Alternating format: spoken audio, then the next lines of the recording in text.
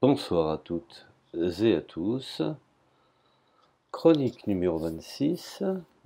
Dans cette chronique, qui sera à mon sens assez rapide, je vais traiter une petite information passée sous silence. Alors je ne sais pas pour quelle raison, pourtant aujourd'hui tout est déclassifié, donc bien entendu, je plaisante. Il est bien évident que les liens obscurs qu'il y a pu y avoir entre les néo-conservateurs et la dictature du général Augusto Pinochet euh, doit passer bien entendu par les oubliettes de l'histoire. Alors, je vais vous parler du Chili, l'Amérique latine d'une manière générale, et bien entendu des liens, bien que ce dernier, Milton Friedman, nie complètement toute relation pour cause. Cela ne pouvait pas servir son idéologie, entre guillemets, de la liberté fondamentale, puisque faisant, je dirais, l'apologie économique de la dictature, en trahissant finalement au fond sa revendication dans liberté capitalisme de la liberté. Bon, toujours est-il, je voudrais parler du Chili et des liens que Milton Friedman et bien entendu de l'influence qu'il a pu exercer à l'égard de cette nouvelle, je dirais, nouvelle organisation du pouvoir que fut l'organisation du général Augusto Pinochet. Alors ce qu'il faut savoir, c'est que Milton Friedman exerça une influence importante sur les économistes chiliens, surnommés entre guillemets Chicago Boys. Alors, ce qui est assez marrant, c'est qu'on parle aussi également des Chicago Boys lors de la prise de pouvoir de Boris Eltsine, ce que les Russes vont appeler bien entendu le coup d'État néoconservateur et l'effondrement de l'Union soviétique. Bon, ça c'est encore un autre problème. Alors, quand on parle de Chicago Boys, comme par exemple José Piñera, c'est-à-dire José Pinera, ou Hernán Bucci, formé à l'université, car cette université est fondamentale, hein. Je voudrais préciser, petit aparté, l'université pontificale du Chili, hein, donc Friedman et Arnold Harberger exercèrent une influence profonde sur son enseignement. Ça, c'est fondamental. Alors ça aussi, c'est encore un autre problème, parce que quand on sait que dans le régime du général Pinochet, des prêtres et des sœurs catholiques ont été exécutés, car c'était bien entendu contre l'exercice de cette forme de pouvoir dictatorial. C'est assez ambigu de voir que finalement, au fond, le coup d'État est sorti de cette université qui est liée au Vatican. Enfin, ça c'est encore un autre problème. Il faudrait que je fasse un petit audio là-dessus concernant les liens entre Simone de Balaguer, hein, donc l'Opus Dei, et puis le Vatican et le Chili. Ça, ce n'est pas l'objet, en tout cas, de mon audio dans les médias. Donc revenons justement à Piñera et Bucci, hein, qui ont été formés à l'Université pontificale catholique du Chili dans le cadre d'un partenariat signé, si je ne m'abuse, en 1956 avec l'Université de Chicago. Nombre d'entre eux obtinrent leur doctorat en économie à Chicago, Milton Friedman et Arnold Harberger. Alors, Arnold Harberger avait pondu un opus qui s'appelait la brique, qui était je dirais, un condensé, un petit ouvrage très intéressant en direction des étudiants, faisant, je dirais, la promotion du libéralisme et du capitalisme selon, bien entendu, la doxa des néoconservateurs américains. Alors, Friedman et Berger eurent une influence intellectuelle déterminante et la politique économique dite du miracle chilien qu'ils mirent en place lors de la dictature militaire d'Augusto Pinochet s'inspira d'une façon, je dirais, claire et précise des idées de Friedman. Retraite par capitalisation, chèque d'éducation, privatisation à tous azimuts, hein, donc privatisation d'ITT Télécom, privatisation également de tous les services publics, et etc., hein, la liste serait longue et fastidieuse. Donc Friedman se rendit au Chili en 1975 avec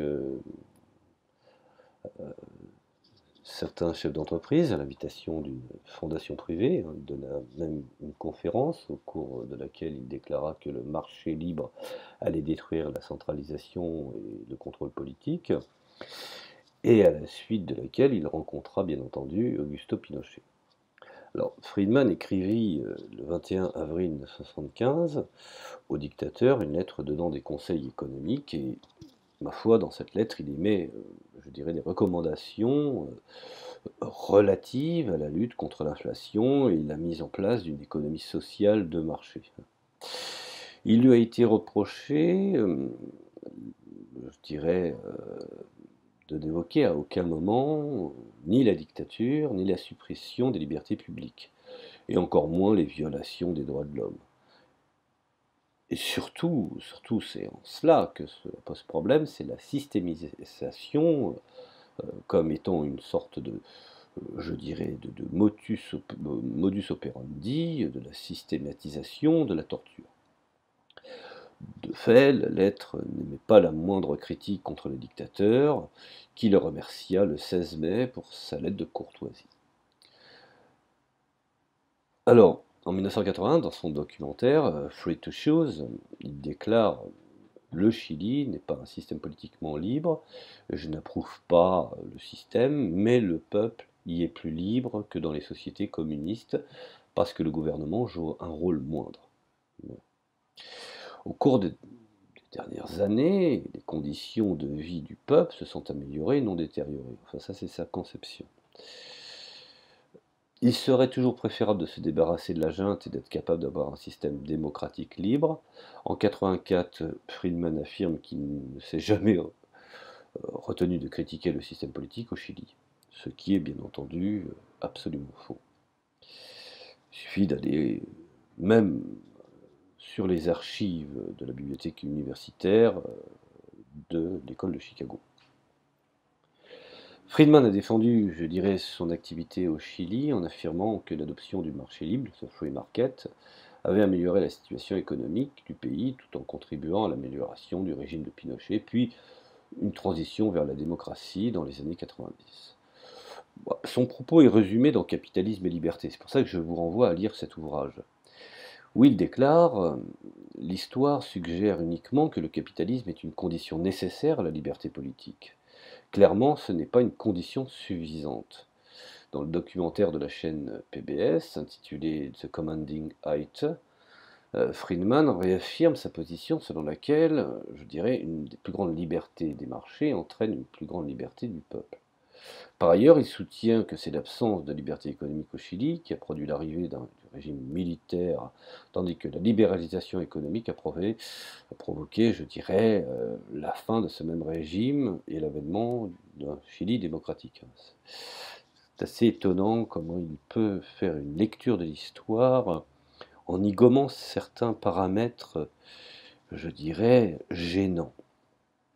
En outre, Johann Norberg, Milton Friedman, n'a jamais travaillé comme conseiller du gouvernement chilien et n'a jamais accepté le moindre centime du régime. Oui, ça c'est une chose qui est vraie, puisqu'il a estimé qu'il ne voulait pas toucher d'argent public.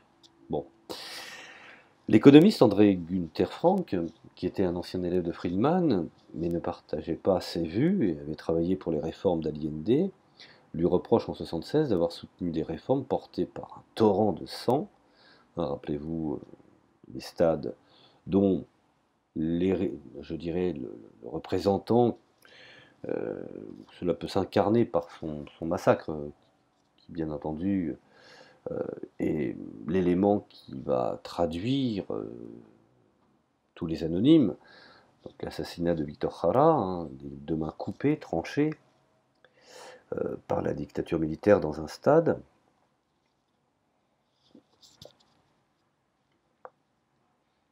Alors, peu avant d'être assassiné par la dictature, l'économiste et diplomate Orlando Le Tellier, rappelez-vous, hein, émettra des critiques proches, puisque Le Tellier a été, je dirais, assassiné dans sa maison aux États-Unis par un membre de la CIA d'origine chilienne.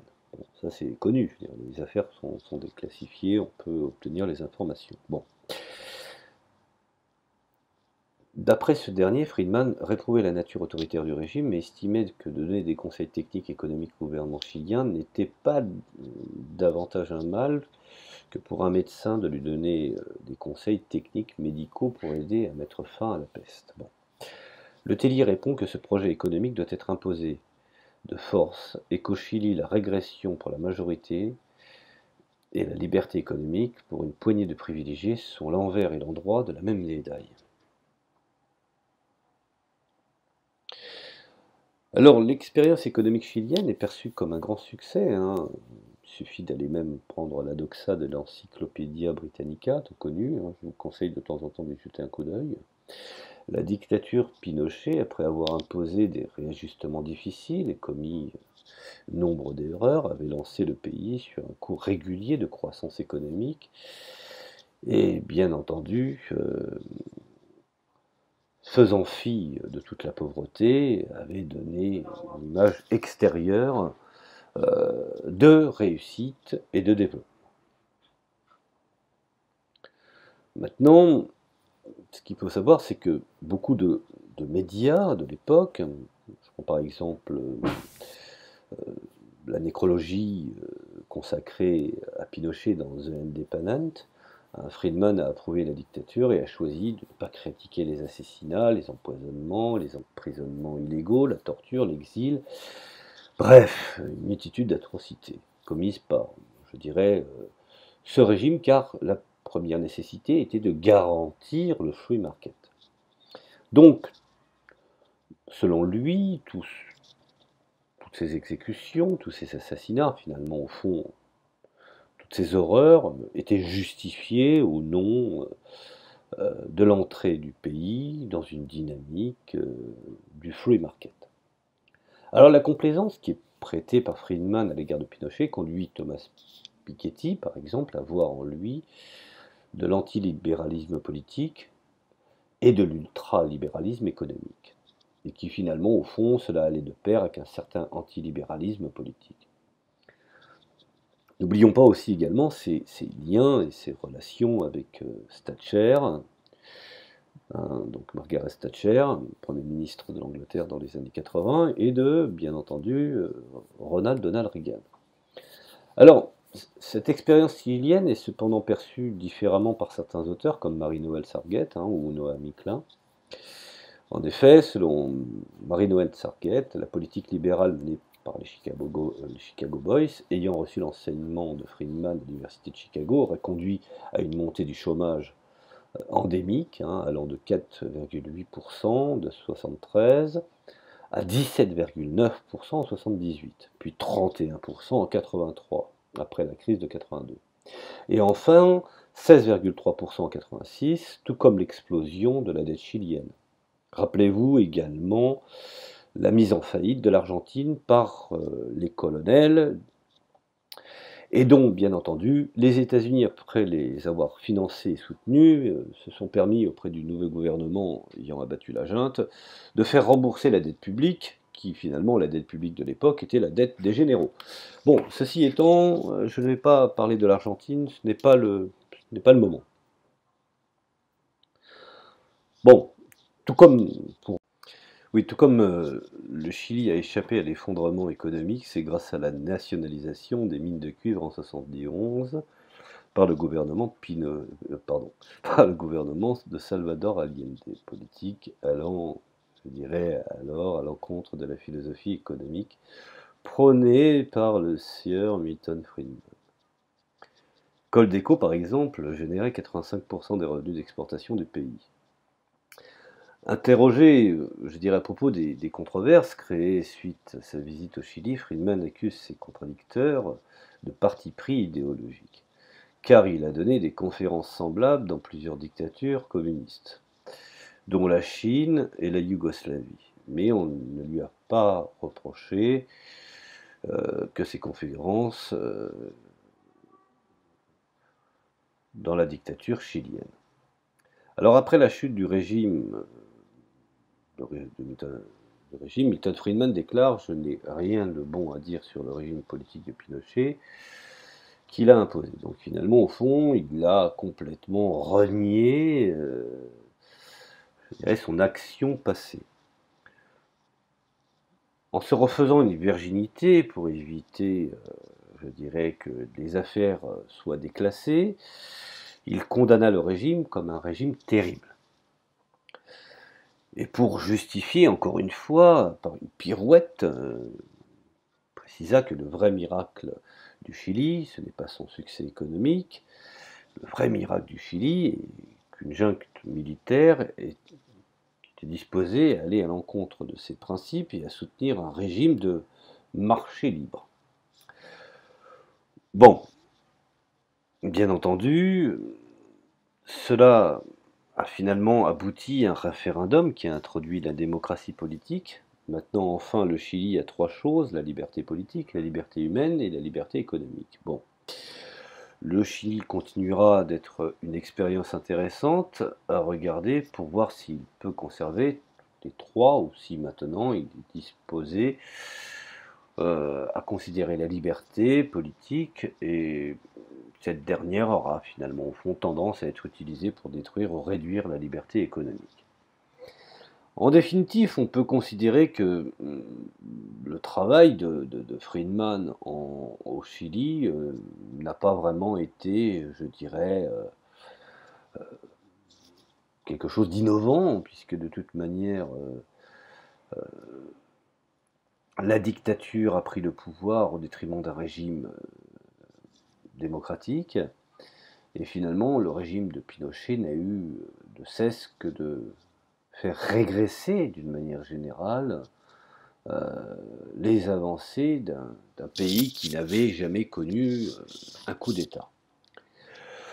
Voilà, je vais m'arrêter ici, je vous remercie de m'avoir écouté, et je vous dis à la prochaine chronique. Merci à vous.